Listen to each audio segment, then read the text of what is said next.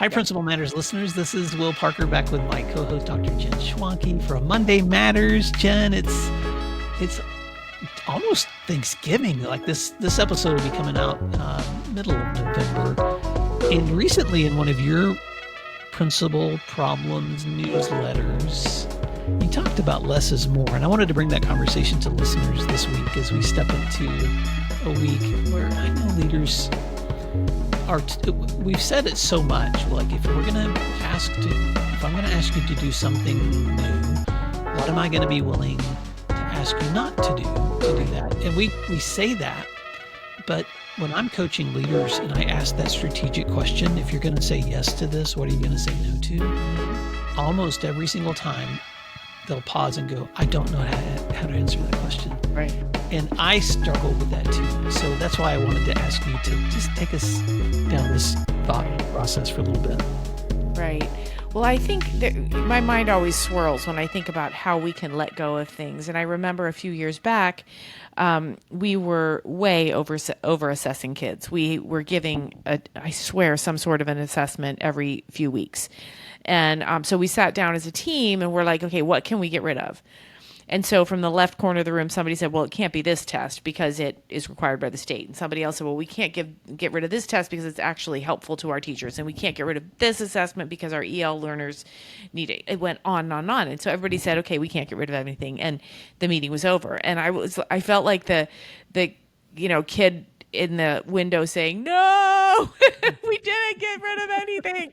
So it took another, 6 or 8 months to really kind of break down all the can't, and get to something that we could bring some sustainable change. So I think about this a lot. I remember a time I was, and I did write about this in the newsletter, but a teacher with whom I had worked for many years, really solid teacher, not overly emotional, really stayed real even. And she, I found her crying in the back of the school one day. She'd gone to find her snowman that she stored every year because she put on a play, and the play was very important, and the play had to go on, and parents cared and kids cared, and we did this holiday play, and she couldn't find the snowman, and it led to this breakdown.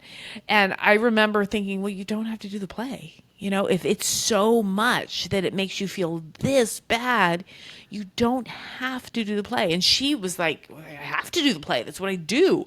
Another real life example, and then I swear I'll stop yapping, is I was once engaged to a man and I didn't want to marry him. And my sister said, well, you don't have to. And I was like, of course I do. And she said, you really don't. And so that I tell those stories because I think the very first step to trying to do less is to honestly answer the question, do you have to? That's the number one. Oh, Jen, I did not know that story. I'm just laughing so hard because I imagine how much Jay loves that story. He does. Yeah. So where's my brain going to go? You derailed it with that story. I threw you with the, you don't have and that to doesn't get happen married. very often. When I think about, there's this reflective tool that I use, and I've been using it some in the training I've been doing on my book, Whose Permission Are You Waiting For? And it's called a happiness box. I call it the Doing Inventory by Sam Horn, and it was from a book she wrote. And there's 4 quadrants, and those quadrants include what are things that I'm doing that I want to be. There's a second quadrant. What are things that I'm doing that I don't want to be? The third quadrant is what are things that I want to be doing but I'm not? And then the fourth quadrant is what are things that I'm not doing and I'm glad I'm not doing them anymore. Mm-hmm. And so when you look at those 4 quadrants and you write down responses to those, there's always a tension between that second and the third. Mm-hmm. Because the second of what do I want to be doing but I'm not, and the third of what do I don't want to be doing but I am, I'm just going to say this first as a directive. You will almost never find the opportunity to do the next thing that you want unless you're willing to sacrifice something else that you're currently doing, because it's mathematically impossible to keep adding on and adding on and adding on and eventually be able to carry the load. And that's what you're telling in that story of that teacher.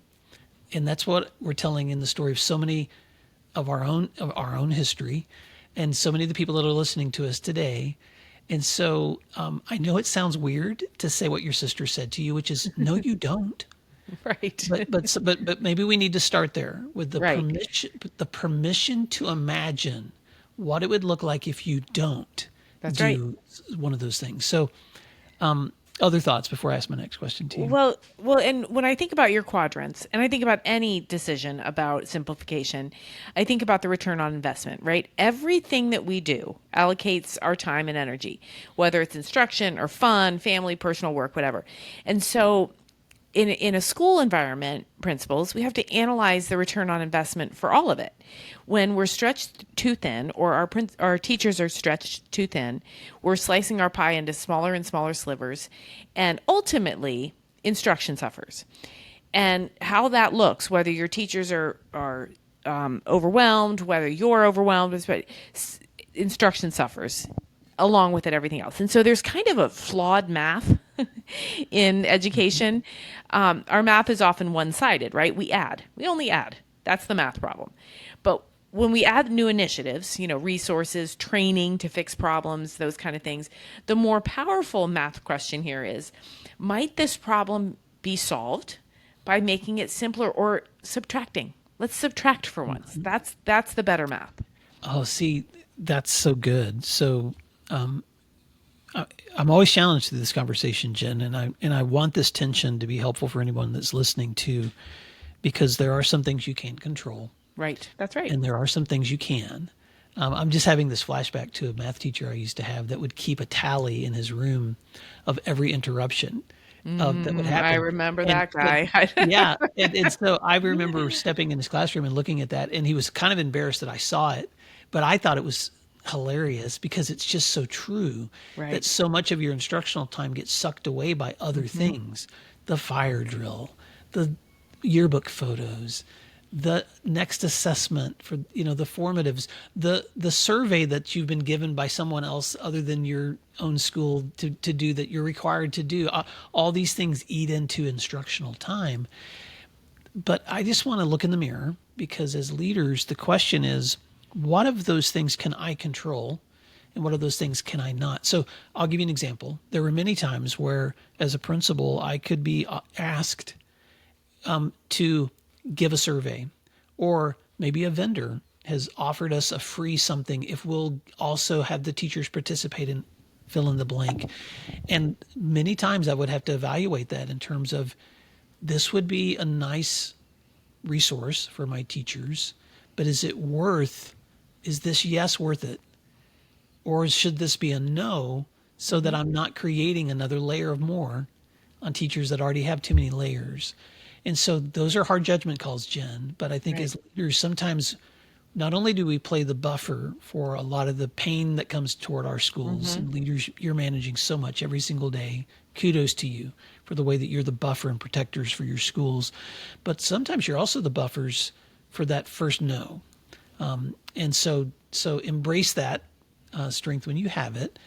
When you don't have it, because that's outside of your control, then sometimes just acknowledging it is helpful, Jen. But what other thoughts do you have for leaders who really want to just grapple with this? How do we do Right. less?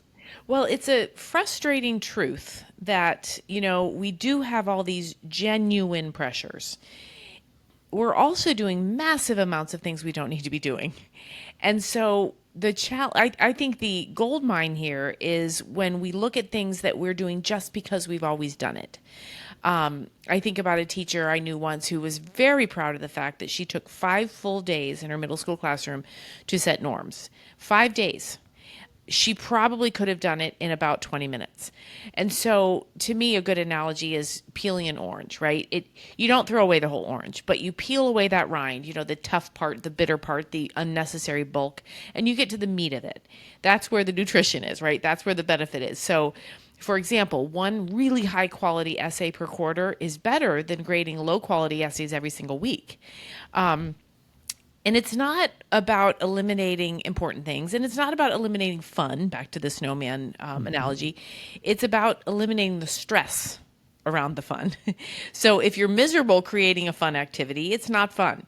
And the same goes for data. If you're collecting data from an assessment that you never use, then you don't need the data. So, there's a big payoff here. When you thoughtfully cut things, or you simplify things, the result really is better than ever. And often nobody even notices what you cut.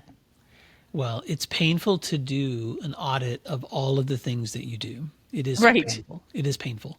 Um, but but I think we've all been in those conversations, Jen, where we've been on the team, we've sat through the day of auditing all of our stuff, and then we can't figure out what to take away. Right. And I just want to encourage leaders to, first of all, not be afraid to have the clarity on what that looks like for your school.